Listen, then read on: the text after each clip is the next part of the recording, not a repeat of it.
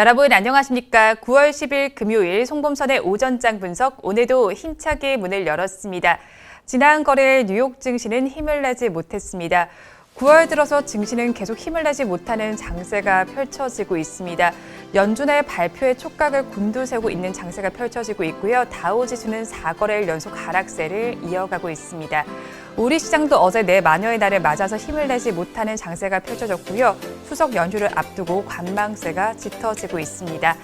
일단은 뉴욕 증시 어떻게 마감을 했는지 화면을 통해서 보도록 하겠습니다. 3대 지수의 마감 상황을 한번 살펴보시면요. 다우지수는 0.43%가 빠졌습니다. 34,879선에 거래를 마쳤고요. 대형주 위주의 S&P 500 지수는 0.46%의 약세를 보였습니다. 4,493선의 종가를 형성했습니다. 기술주 중심의 나스닥 지수도 0.25%의 약세를 보였는데요. 15,248선의 종가를 형성을 했습니다. 우리 시장은 소폭의 강세로 출발한 이후에 방향성을 계속 찾지를 못하고 있습니다. 코로나19 상황도 좋지 못한데요. 연이틀 2,000명대를 기록하더니 오늘은 그래도 2,000명 아래로 내려오기는 했습니다. 그래도 네 자릿수를 기록하고 있는데요. 어제 기준으로 집계된 신규 확진자 수 살펴보시면 1,892명으로 나타났습니다. 주말을 앞두고 있습니다. 사적 모임 최대한 자제하시고 안전하게 보내시기 바랍니다. 이어서 우리 지수는 어떤 방향성을 보이고 있는지 보도록 하겠습니다. 우리 양대 시장 살펴보시면 모두 약보합권에 들어 있습니다. 코스피 시장을 살펴보시면 0.14%가 빠지면서 3,110선을 가리키고 있고요. 코스닥 시장은 조금 더 약세가 짙습니다. 0.34% 빠지면서 1,031선에서 거래가 되고 있습니다. 이어서 선물지수 살펴보시면 강보합권에 들어 있으면서 빨간불을 켜주고 있는데요. 407선을 지나주고 있습니다. 이어서 양대 시장에서 등락하는 종목수도 보도록 하겠습니다. 코스피 시장을 먼저 보시면 323종목은 오르고 있지만 502종목은 내리고 있습니다. 이어서 코스닥 시장 살펴보시면 388종목은 상승을 하고 있지만요. 반면에 934종목은 하락하고 있습니다. 이어서 수급사광도 보도록 하겠습니다. 거래소를 먼저 보시면요. 기관과 개인이 쌍끌이 매수를 해주고 있습니다. 기관은 554억 원, 또 개인 투자자는 2,052억 원을 사들이고 있지만 외국인은 덜어내고 있습니다. 2,636억 원 매도세를 나타내고 있습니다. 이어서 코스닥 시장도 보도록 하겠습니다. 외국인과 기관이 동반 매도에 나서주고 있는데요. 외국인 투자자는 285억 원, 또 기관 투자자는 595억 원을 덜어내고 있고요. 개인 투자자들이 932억 원 매수세를 보이고 있습니다. 역시나 환율이 지금 강세를 보이면서 1,171원대를 가리키면서 외국인의 수급에 부담으로 작용하고 있는 것으로 풀이되고 있습니다. 이어서 시가총액 상위 종목들의 분위기도 보도록 하겠습니다. 코스피 시장을 먼저 보도록 하겠습니다. 지수는 힘을 내지 못하고 있지만 코스피 시총 상위 종목들 내에서는 그래도 혼조 양상이 펼쳐지고 있습니다. 대장주인 삼성전자는 0.4%의 약세를 보이고 있는데요. 반면에 SK하이닉스는 0.97%의 강세를 보여주고 있습니다. 마이크론이 긍정적인 모습을 보여주면서 그래도 SK하이닉스는 빨간불을 켜주고 있는데요. 오늘 그래도 언택트주들이 강하게 움직여주고 있습니다. 언택트주들 그간 힘을 내지 못했는데 그래도 오늘은 반등을 시도하는 모양새가 펼쳐집니다. 네이버는 2%대 강세를 보여주고 있습니다. 2.38%의 오름세가 나타나면서 40만 8,500원에 거래가 되고 있고요. 카카오는 1%대 오름세가 나타나면서 13만 원 선까지는 회복한 모습이 나타나고 있습니다. 이어서 2차 전지주들 좀 보도록 하겠습니다. 애플이 애플카 생산을 위해서 전기차 핵심 부품을 LG와 삼성 그리고 SK로부터 공급받을 가능성이 제기가 되고 있습니다. 주가 양상은 조금씩 다르게 나타나고 있는데 어떤 양상을 띠고 있는지 좀 보도록 하겠습니다. LG화학의 경우에는 약보합권에 들어가 있습니다. 74만 5천 원을 가리키고 있고요. 삼성 SDI는 반면에 0.67%의 강세를 보여줍니다. 75만 4천 원의 거래는 진행이 되고 있습니다. SK이노베이션 이어서 살펴보시면 지금 약보합권 혹은 보합권에서 거래가 진행이 됩니다. 24만 7천 원 내외에서 거래가 되고 있습니다. 이어서 현대차를 보도록 하겠습니다. 주가는 힘을 내지 못하고 있습니다. 2% 가까이 빠지면서 20만 4,500원을 가리키고 있는데요. 이슈는 들어와 있습니다. 미국의 에어프로덕츠와 수소 상용차 개발에 협력하기로 했다는 소식이 전해져 왔습니다. 다음으로 LG전자도 보도록 하겠습니다. 애플카 수혜 종목으로 거론이 되고 있고요. 또 주가가 저평가됐다는 분석이 나오고 있습니다.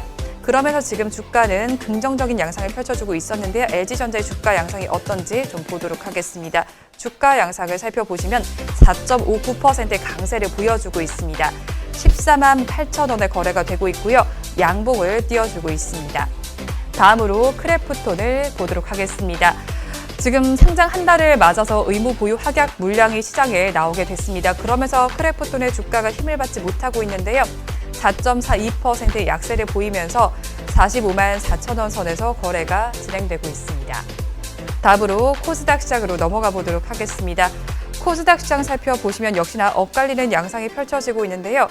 그래도 2차 전지 관련주들 앞서서 말씀드렸던 애플카 이슈 덕분인지 빨간불을 켜주고 있습니다.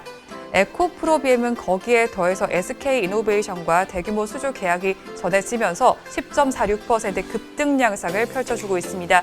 지금 주가는 40만 원을 거의 닿을 것으로 또 보이는데요. 39만 5천 원을 가리키고 있습니다.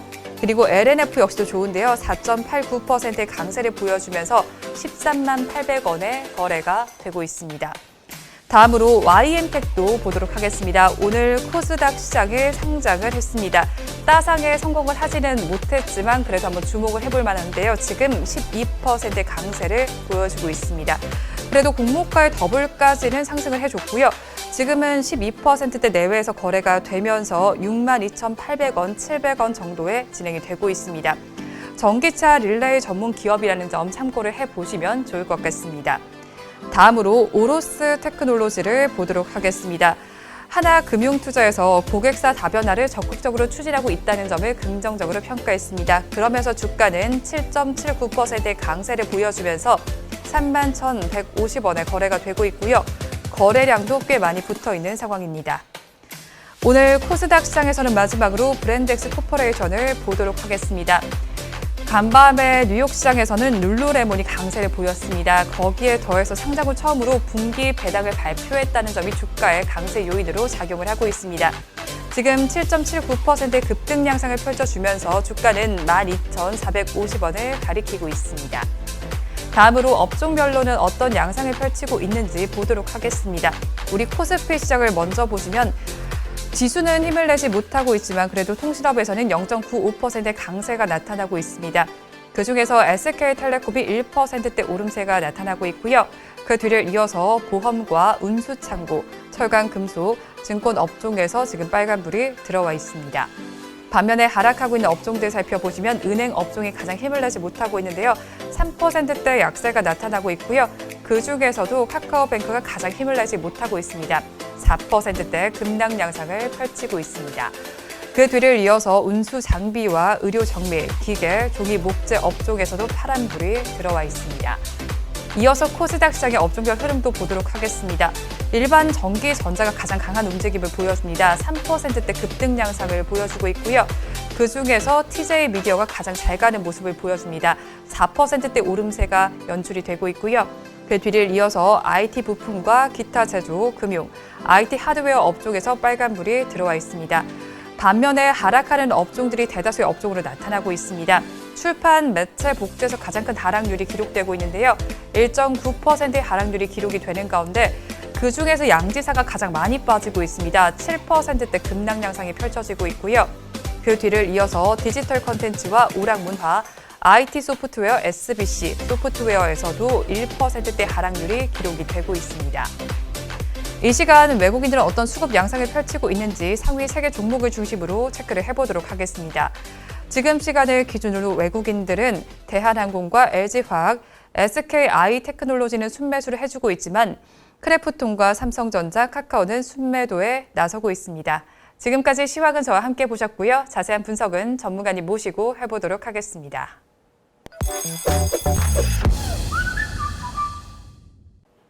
본 방송은 라이브 스트리밍을 통해서 진행되고 있습니다.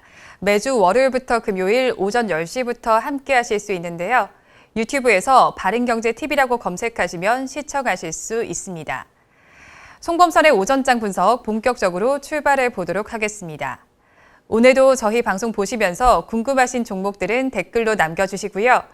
댓글을 주실 때는 매수가와 비중까지 남겨주시면 저희가 조금 더 꼼꼼하게 분석해 드리도록 하겠습니다. 그러면 오늘도 오전장을 분석해 주실 송범선 수석 전문가님 모셔보도록 하겠습니다. 전문가님 안녕하세요. 안녕하세요. 네, 전문가님 어제 시장이 그렇게 좋지를 못했는데 송범선의 시선 시간에 소개해 주셨던 대한제당은 장중에 17%가 넘게 급등을 했죠? 네, 맞습니다. 대한제당 8월 18일 날 제가 좀 관심주로 말씀드렸던 네. 종목인데요. 이거 한번 화면에 한번 보시면요. 노트북 화면에 지금 저희가 대한제당 그 유튜브 사이트에 보시면요. 네. 이거 했었거든요. 해서 이제 한번 화면 볼 수 있을까요? 네, 여기 보시면요. 지금 이렇게 이 1분경제 채널입니다. 이거는 이제 따로 이제 모아놓은 채널이죠. 따로 모아놓은 채널인데 여기 보시면 이제 대한제당 한번 눌러보겠습니다. 그래서 대한제당 이렇게 나오기 때문에 이거 한국설탕의 주역 해가지고 8월 18일 날 해서 이렇게 말씀드린 바가 있습니다.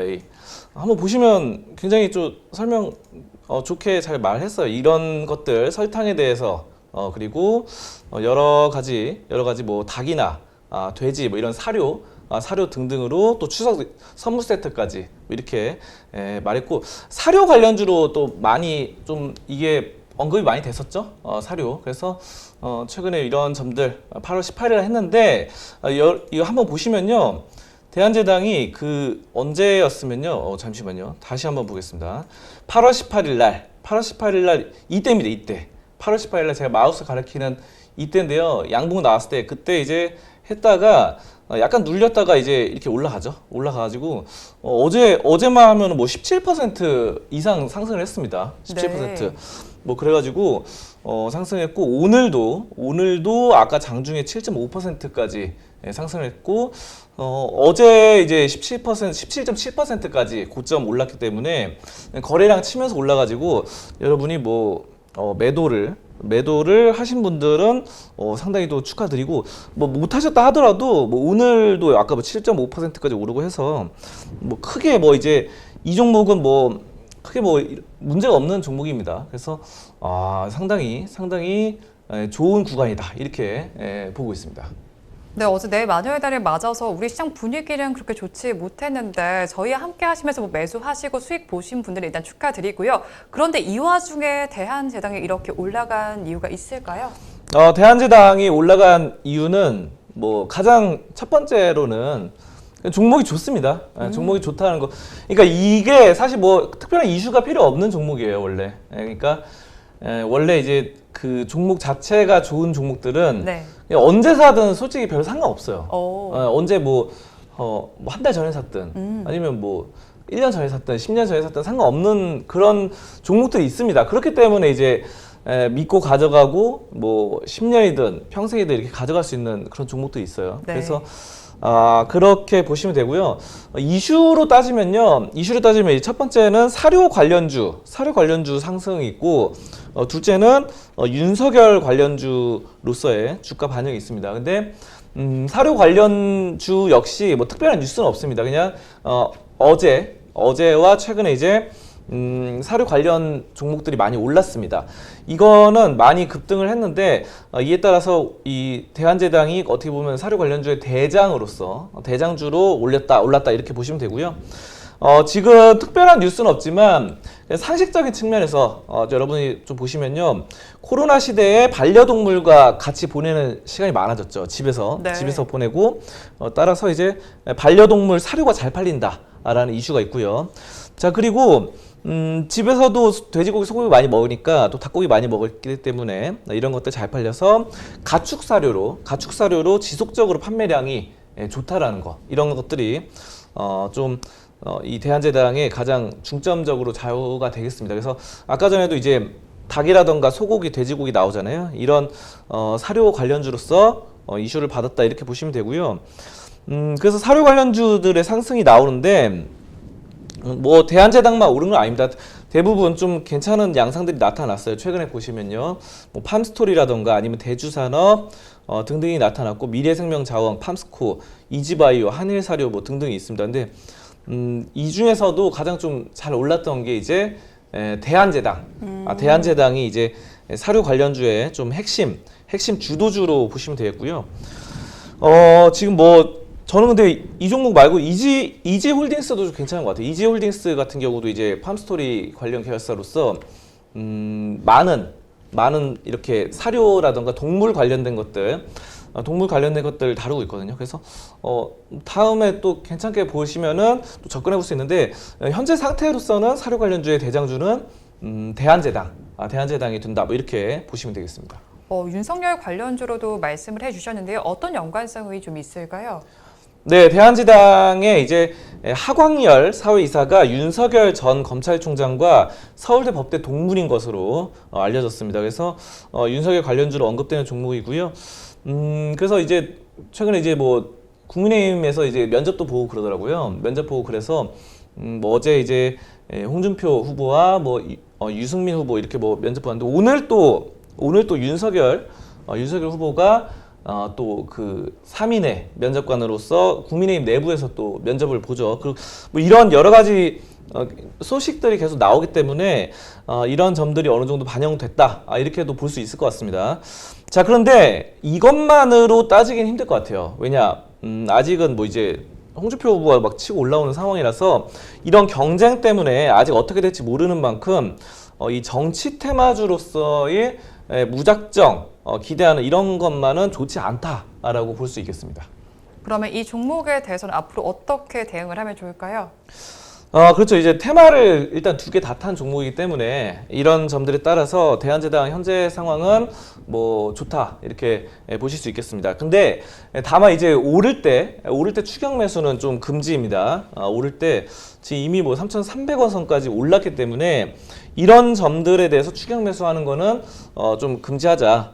근데 이제 다만 이제 매도하신 분들은 뭐 다시 근데 이 종목 워낙 종목 자체가 탄탄하고 좋기 때문에 재매수는 가능해요. 재매수는 가능한데 재매수를 추격 매수로 따라잡기보다는 3,000원대 밑에서 뭐 매수를 고려해 보는 건 괜찮죠. 근데 이제 3,000원대까지 떨어지려면 현재 상황에서 한 10%가 하락해야 되거든요. 주가가. 그렇기 때문에 그런 가능성이 안 올 수도 있습니다. 하지만 온다고 한다면은 그때는 또 과감하게 또 매수를 해봄직합니다. 그래서 이런 점들 3,000원대 밑에서는 재매수가 고려해 볼 수 있고 지금 이제 매도의 관점에서 좀 접근할 때죠. 대한제당 같은 경우는. 그래서 한번 차트 한번 다시 보시면요. 네. 이거 이제 이렇게 올라가는데 이제 뭐 어제 이제 고점에서 파는 게 가장 베스트긴 한데 뭐 고점에서 딱 팔 수가 없죠. 사실 이게 우리가 주식해 보면 알잖아요. 딱 이렇게 뭐 할 일 바쁘시니까 다들 일상생활도 하시고 회사 일도 하시고 직업도 갖고 계시면 딱 고점에서 팔 수 없는데 고점에서 판 분은 뭐 베스트인데 이런 경우는 잘 없을 겁니다. 그러면 이게 떨어질 때 추세 떨어질 때라도 붕붕 봐가면서 매도를 할 수 있는데 뭐 그래도 괜찮죠. 근데 만약 못 팔았다 하더라도 크게 뭐 문제는 없습니다. 문제는 없고 이제 이렇게 올라가잖아요. 오늘도 올라갔잖아요. 뭐 7.5%. 그러니까 이제 슬슬 올라가면서 서서히 이제 분할 매도로 좀 대응을 하신다면요. 뭐 크게 문제가 없고 잔량을 어느 정도 가져가셔도 상관없어요. 이 종목 같은 경우 잔량을. 왜냐하면 여기서부터 이제 떨어졌거든요. 여기 이제 얼마입니까? 4,790원. 4,790원부터 떨어졌다가 이제 슬슬 올라붙고 있는 상황이기 때문에 아예 장기 투자를 보신다면은 뭐 한 오래 가져가셔도 괜찮습니다. 근데 나는 장기 투자가 싫다. 막 나는 5년, 10년 이렇게 못 가져간다 하시는 분들은 추세 올라갈 때마다 조금씩 매도하면서 빠져나오는 전략 취하시면 대한제당 좋겠습니다.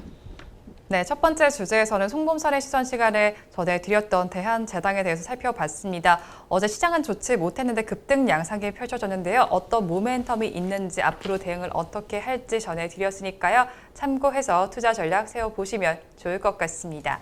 이어서 다음 주제는 화면으로 보겠습니다. 이번 주제를 보도록 하겠습니다.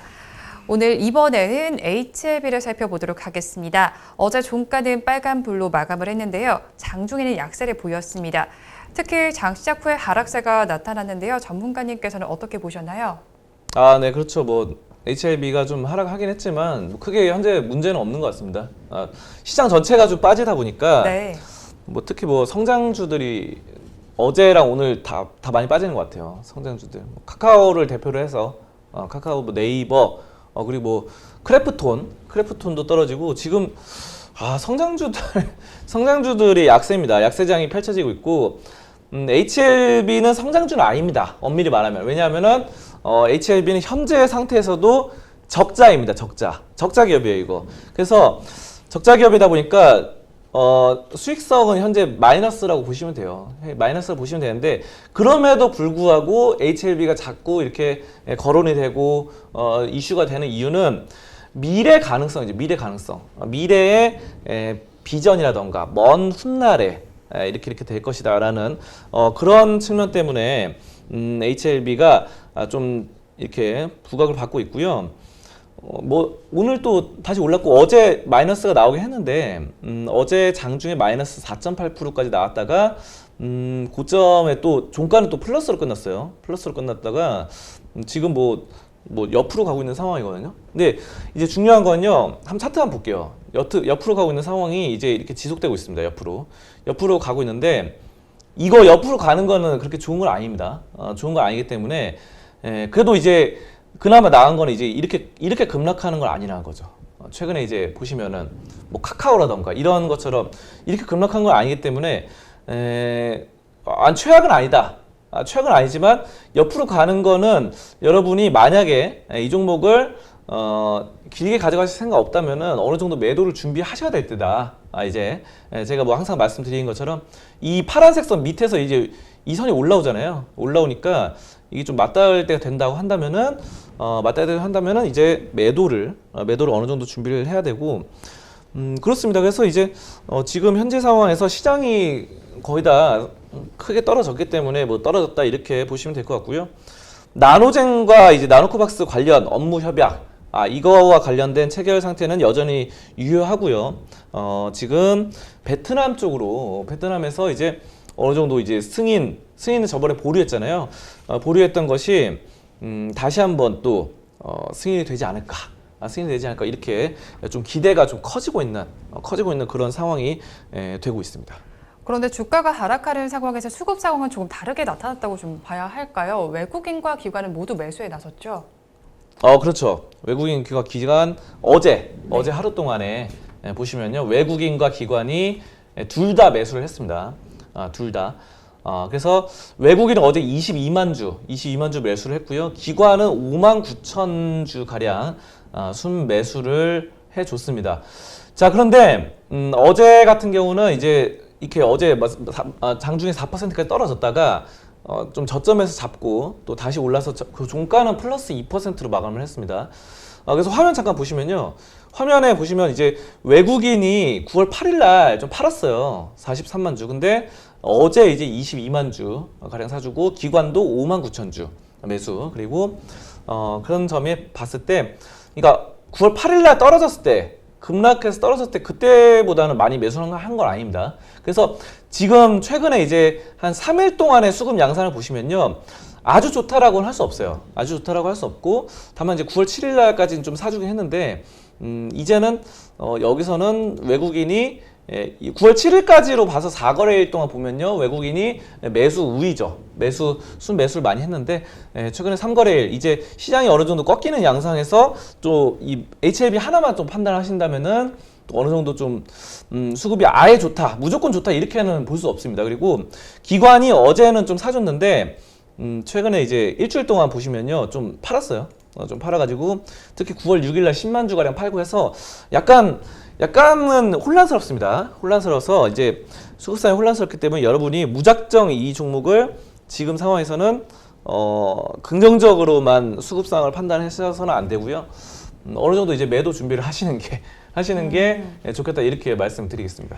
또 나노코박스 백신과 관련해서도 이야기를 좀 해봐야 될 것 같은데 베트남의 기획재정부가 이 백신 기금을 연구와 임상에 사용할 방안을 좀 제안을 했죠. 그렇습니다. 이거는 상당히 좋은 소식입니다. 좋은 소식이라서 그 베트남 정부에서 처음에는 이제 나노코박스를 이제 승인을 한다고 했다가 이제 갑자기 보류를 했잖아요. 그렇죠. 그리고 제안을 했습니다. 이런 점들은 좀 보완을 해달라.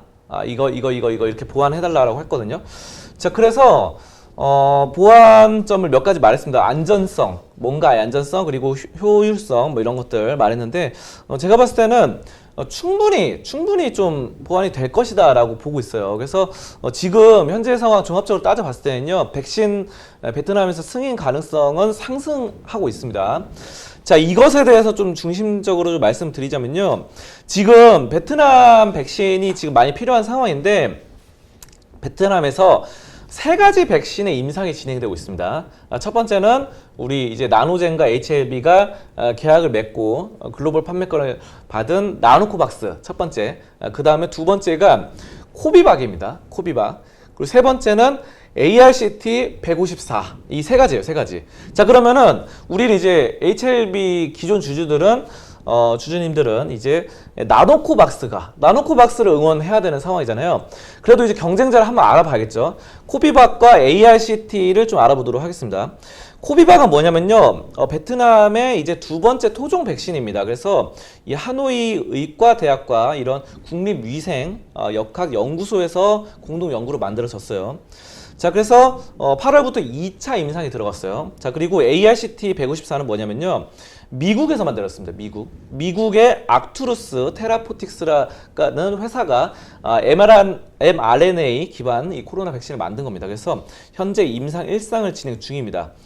자, 그래서 지금 경쟁자들을 좀 알아봤는데, 중요한 건요, 지금 코비박은 아직 임상 2상입니다. 자, 그리고 이 ARCT는 임상 1상밖에 안 됐어요. 그렇기 때문에 상대적으로 긴급 승인 가능성이 가장 높은 거는 현재 나노코박스다.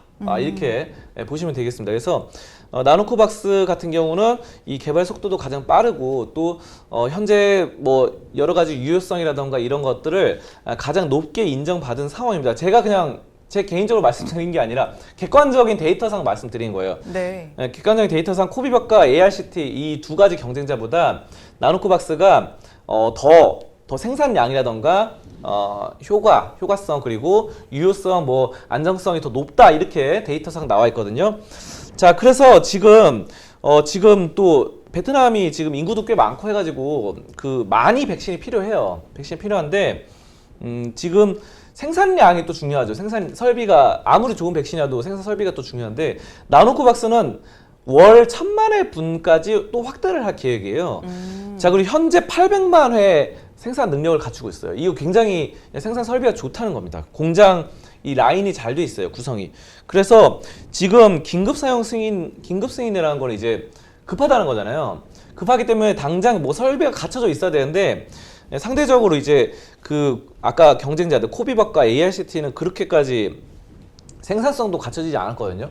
거기다 임상 2상 1상이라서 그것도 이제 나노젠 이거 나노코박스보다 낮아요. 등급도 낮고, 이제 앞으로 또 통과해야 되죠. 임상 3상까지. 그렇기 때문에 제가 봤을 때는 여러 가지로 나노코박스가 좀 괜찮지 않을까, 이렇게 보고 있고요. 나노코박스 최근에 이제 또 이렇게 말했습니다. 베트남 보건부 차관이 나노코박스의 부작용 중에서 아나필락시스 쇼크가 발견되지 않았다라고 했어요. 근데 이게 뭐냐면요, 쇼크인데 이제 부작용이죠. 부작용인데 여러 가지 상황 중에서 현기증, 메스꺼움 이런 겁니다. 이런 비교적 이런 것들이 발견되지 않았다는 거기 때문에 뭐 크게 뭐 속이 속쓰리다거나 현기증, 막 어지럽다거나 이런 게 잘 없다는 거예요. 그러니까 이런 임상 실험을 했습니다. 그래서 나노젠의 이 HLB와 손잡은 이게 별로 없다는 거고요. 그리고 이제 이거 가장 좀 좋은 사례인데요. 베트남의 보건부 차관이 이 나노코박스가 항체 형성에 있어서 모더나와 비슷한 효능을 냈다라고 했어요. 여러분도 아시다시피 모더나는 지금 상당히 전 세계적으로 인정받는 백신이잖아요. 네. 백신이기 때문에 전 세계적으로 인정받기 때문에 근데 이 모더나와 비슷한 효능을 내는 게 나노코박스다라고 베트남 보건부 차관이 말한 겁니다. 이거 HLB 관계자가 말한 게 아니라 보건부 차관이 말한 거니까 상당히 또 신빙성이 있다, 이렇게 보고 있고요. 자, 그렇기 때문에 보건부 차관이 이렇게 모더나와 비슷하다라고까지 말을 했고, 현재 누가 봐도 생산 설비라던가 아니면은 임상 1상, 2상, 3상 여기서 단계도 제일 이 나노코박스가 높고 하니까 HLB의 나노코박스가 가장 백신 승인 가능성이 높다라고 가능성이 높다, 이렇게 볼 수가 있겠습니다. 이렇게 되면서 HIV가 글로벌 백신 라인업을 갖출 것이라는 기대감이 좀 커지고 있는데요. 우리나라에는 어떤 영향을 미치게 될까요? 그렇죠. 우리나라도 지금 현재 백신에 백신 많이 있긴 하지만 네. 그래도 백신 공급 부족 현상이라는 말들이 나오고 있거든요. 자, 그래서 이런 것들이 HIV가 또 나노코박스를 국내에다 팔 수 있는 거죠. 글로벌 판매권이니까 국내에다가도 이제 나노코박스를 이제 해가지고 납품을 해서 우리가 백신 나노코박스를 맞을 수 있는 겁니다. 그래서 이런 것들을 국내 백신 부족 현상, 공급 부족 현상을 해소해 줄 수 있다는 점, 이런 점들이 좀 가장 기대가 되고 있습니다. 그래서 최근에 뭐 SK 바이오사이언스도 이렇게 코로나 백신으로 좀 좋았는데 이런 점들이 상당히 국내에도 좋은 영향을 미칠 것이다 이렇게 보고 있고요. 호재는 다 좋습니다. 호재 다 좋고 앞으로도 제가 봤을 때는 베트남 승인 될 것 같아요. 승인 될 것 같은데 100%는 아니죠. 이게 또 갑자기 승인이 안 될 가능성도 있기 때문에 여러분이 주식 투자할 때는 항상 이 리스크를 염두에 두셔야 돼요.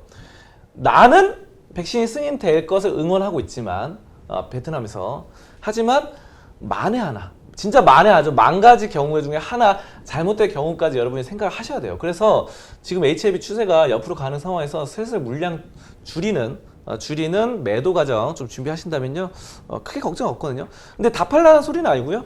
어느 정도 뭐 진짜 소량 가져가는 건 괜찮죠. 그러니까 약간 척후병처럼 보초병 세워놓고 하는 것처럼 그 정도는 크게 나쁜 게 없고 20일 이동평균선을 잘 보셨으면 좋겠습니다. 20일 이동평균선에서 지금 아직 맞닿지는 않았는데 이쪽 하방에 좀 내려가면요 그냥 뭐 기계적으로 매도 버튼 누르셔도 뭐 크게 문제는 없을 그렇다 이렇게 말씀을 드리도록 하겠습니다. 오늘 두 번째 주제에서는 HIV를 살펴봤습니다. 나노코박스 이슈를 중심으로 좀 봤는데요. 어떻게 대응하면 좋을지도 알려드렸으니까요. 참고해 보시면 좋을 것 같습니다. 주제는 여기서 마무리해보도록 하고요. 이어서 여러분들께서 기다리고 계시는 송범선의 종목 분석 시간입니다. 오늘도 여러분들께서 달아주신 댓글 중에서 한 종목을 선정했습니다. 오늘 알아볼 종목은 SD바이오센서입니다. SD바이오센서는 카나리아님께서 댓글을 주셨습니다. SD바이오센서 매수가 49,000원에 비중 30%입니다. 진단키트 수출도 시작했고 회사의 내실은 든든한 것 같은데 왜 이렇게 심하게 하락하는지 모르겠네요. 자세한 분석 부탁드릴게요. 감사합니다. 라고 댓글을 주셨습니다. SD바이오센서 오늘 42,000원에 시작을 해서요. 지금은 46,600원에 거래가 되고 있습니다. 한마디로 얘기해 주세요. 이탈리아 베네토 입찰 상위권. 이탈리아 베네토 입찰 상위권. 네. 이게 지금 SD 바이오사이언스가 이제 이탈리아 쪽으로 진출을 하는데요. 여기서 이제 입찰을 했어요. 입찰해서 상위 순위에 올랐습니다. 상당히 상위 순위에 올라가지고 이런 점들이 지금 기대가 되고 있습니다. 기대가 되고 있고 입찰 규모는 최대 75만 테스트이고 베네토 지역의 다수 의료기관으로 공급될 예정입니다. 그래서 이게 지금 이런 식으로 계속해서 뭔가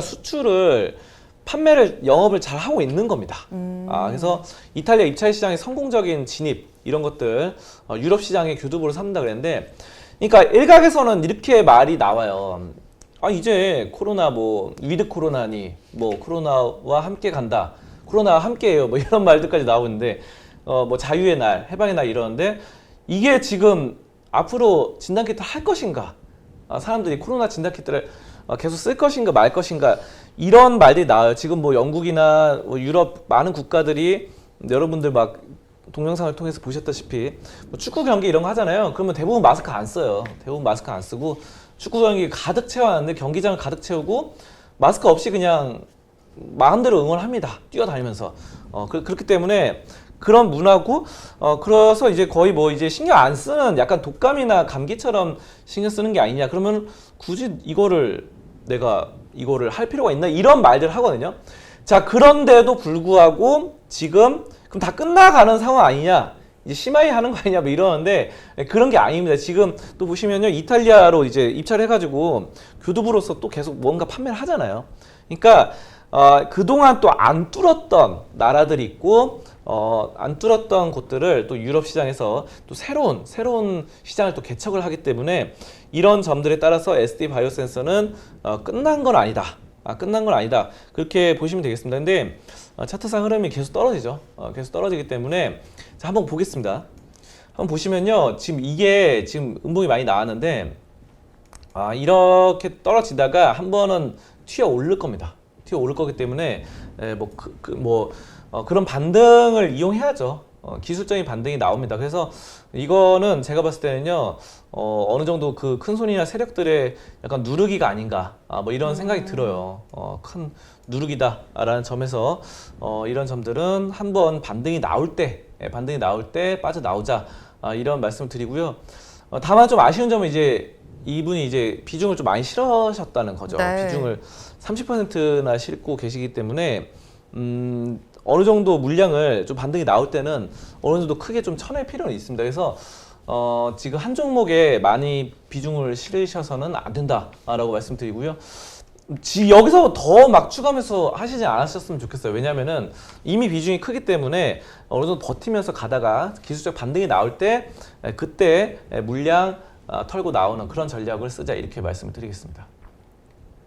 네, 카나리아님께서는 지금 비중이 조금 많으신 편인 것 같습니다. 지금 반등이 나온다면 비중 조절의 관점으로 접근하시면 좋을 것으로 예상이 됩니다. 종목 분석은 여기서 마무리해 보도록 하고요. 이어서 전문가님의 관심 종목을 체크해보는 송범선의 시선 시간입니다.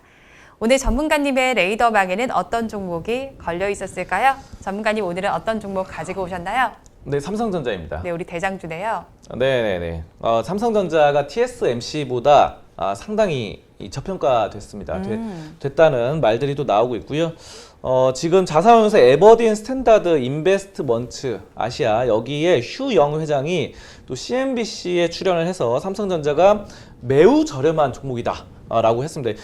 이 사람은 이제 외국인이죠. 외국인인데도 TSMC보다 저평가됐다 그랬는데, TSMC는 최근에 이제 삼성전자의 강력한 또 라이벌이죠. 네. 강력한 파운드리 회사 만드는 라이벌로서 지금 뭐 일각에서는 TSMC가 더 경쟁력이 있다라는 말들이 나오고 있어요. 그런데 지금 저평가라는 거를 언급을 했잖아요. 그러니까 주식적인 측면에서 뭐 물론 어느 정도로 TSMC가 떠오르는 샛별이다, 이거는 인정을 하고 들어가야 됩니다. 네. 이거는 왜냐하면 지금 예전에 이제 중국 대만 쪽에서 그렇게까지 기술력이 많지 않았는데 이제는 이런 것들을 제치고 정말 떠오르는 또 우수한 경쟁자는 맞습니다. 근데 기술력이라던가 어쩌면 파운드리 분야 자체로만 보면은 삼성전자보다 더 우수한 기술력이 있다, 이 정도는 어느 정도 인정을 하더라도 주식적인 측면에서 또 저평가 고평가는 또 상황이 다르잖아요.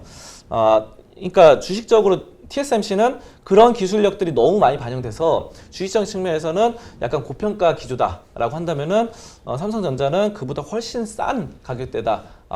이거는 진짜 맞습니다. 삼성전자는요 지금 75,000원대인데요. 네. 굉장히 싼 겁니다. 싼 거라서 지금 한번 차트 한번 보겠습니다. 차트 잠깐만요. 차트 한번 보겠습니다. 이 보시면요 96,800원에서 지금 떨어져가지고 지금 75,000원대잖아요. 이 가격대는 정말 저렴한 가격대가 맞습니다. 저렴한 가격대 맞고 뭐 PBR이나 EV, EBITDA나 PER 이런 거 다 보셔도요 굉장히 쌉니다. 이 정도 덩치의 자산 규모의 회사가 이 정도로 저렴하게 팔린다는 것 자체가 어떻게 보면 저는 굉장히 기쁩니다. 왜냐하면 이런 것들을 살 수 있는 기회가 또 마련되고, 왜냐하면 이런 것들이 미국 시장 같은 경우는 거의 없어요. 왜냐하면 삼성전자 같이 이렇게 수익이 잘 나오면서도 자산 규모가 크면서 또 미래 성장성도 돋보이는데, 미국에는 대부분 이런 종목들이 다 반영이 돼가지고 거의 다 고평가 상태로 접어들거든요. 네. 근데 우리나라는 그런 게 이제 어느 정도 이게 괴리율이 커지는 양상이 있어요. 우리나라는 그렇기 때문에 수급이나 여러 가지 측면에서 그렇기 때문에 삼성전자가 굉장히 싸다, 저평가됐다, 이게 확실히 맞는 것 같고, 최근에 이제 삼성전자가 또 긍정적인 게 이제 그 제2공장, 미국의 제2공장 부지로 확보되는 게 텍사스주 이제 테일러시에 이제 한다는 소식들이 나왔는데 확정된 건 아닙니다. 가능성이 높다라는 건데, 근데 지금 테일러시가 또 갑자기 또 발표를 했어요. 삼성전자 들어오면은 우리가 재산세를 대규모 감면해 주겠다, 세제 혜택을 주겠다라고 말을 했어요. 그래가지고 이 세제 혜택 이런 것들로 만약에 삼성전자가 들어간다면 세금 면에서 굉장히 또 이득이 되겠다라는 것입니다. 그래서 제가 봤을 때는 또 테일러시 들어가지 않을까, 있다라는 점들이 나오는데 세금도 싸고 하니까 엄청난 또 삼성전자 순이익에 결국은 이제 나가는 비용이 줄어드는 거니까 순이익에 굉장히 또 도움이 되는 그런 모습들이 되다 보니까 수익성이라던가 이런 점들에 상당히 좀 긍정적인 상황이다 이렇게 판단을 하고 있습니다. 네, 대장주인 삼성전자 주가가 좀 지지부진한 상황입니다. TSMC보다도 저평가됐다라는 소식도 나와 있으니까요. 한번 관심 가져보셔도 좋을 것 같습니다. 오늘 말씀은 여기까지 듣도록 하겠습니다. 고맙습니다. 맞습니다. 오늘도 저희 방송 보시면서 궁금하신 종목들은 댓글로 남겨주시고요. 댓글을 주실 때는 매수가와 비중까지 남겨주시면 저희가 조금 더 꼼꼼하게 분석해 드리도록 하겠습니다. 우리 양대 시장은 지금은 또 혼조 양상을 펼치고 있습니다. 코스피 시장에는 빨간불이 들어와 있는데요. 강보합세를 보여주면서 3,119선을 지나주고 있습니다. 반면에 코스닥 시장은 여전히 파란불을 켜고 있습니다. 0.23%가 빠지고 있는데요. 1,032선을 가리키고 있습니다. 그리고 오전 10시 30분에 개장한 상해 종합지수 분위기 살펴보시면 약보합권에서 시작한 이후에 여전히 약보합세를 보입니다. 0.05% 소폭의 약세를 보이면서 3,691선을 가리키고 있습니다. 오후 시간대는 우리 양대 시장 모두 빨간불이 들어오길 바라면서 방송 마무리해보도록 하겠습니다. 저는 오후에 응답하라 마감 시황에서 다시 찾아뵙도록 하겠습니다. 오늘도 함께해 주신 여러분 고맙습니다.